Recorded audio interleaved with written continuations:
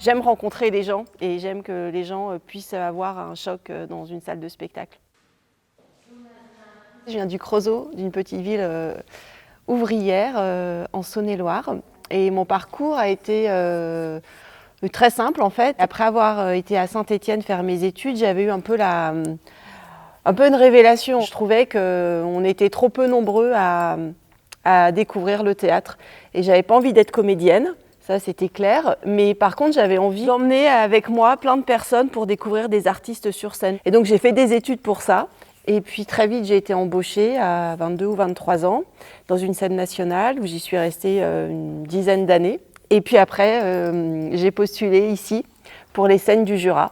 Et j'ai été nommée directrice. Voilà, donc c'est un parcours très simple. J'ai vraiment découvert ça parce que j'étais très curieuse et puis j'ai eu un prof en quatrième qui nous y a emmenés. De fréquenter les artistes et le fait d'être dans un théâtre, dans une boîte noire, un peu dans un endroit hors du monde mais qui nous parlait du monde, moi ça m'a complètement nourrie, quoi.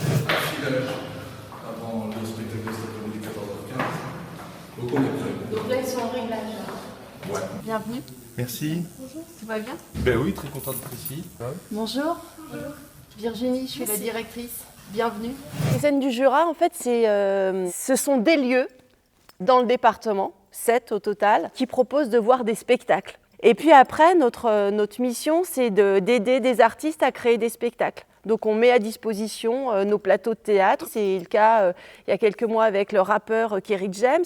Ça s'est créé ici. Et puis après, ça a été joué à Paris, puis après dans toute la France. Donc c'est aussi emmener le Jura en dehors de ses frontières. L'autre mission, mais qui est pour moi la première, la centrale, et c'est ce qui fait vraiment le cœur de notre métier, c'est de dire aux gens, quels qu'ils soient, venez et faites-nous confiance. C'est dédramatiser aussi le fait d'aller au spectacle. Ça, c'est le plan de salle avec tous les groupes fluotés de différentes couleurs.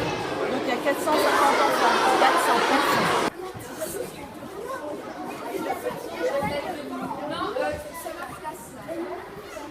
Ce qui m'intéresse dans mon métier, mais dans la vie plus largement, c'est le partage et c'est la rencontre. C'est la rencontre entre des gens, quels qu'ils soient, et des artistes, leurs œuvres aussi, et puis des gens, des enfants, des hommes, des femmes, et puis surtout de se dire qu'il faut lutter contre nos préjugés et nos idées reçues. Donc moi, ce qui m'intéresse, c'est vraiment de provoquer des endroits de rencontre et de partage. Et avec l'équipe qui travaille avec moi, on a tous ce désir-là, en fait, de démocratiser.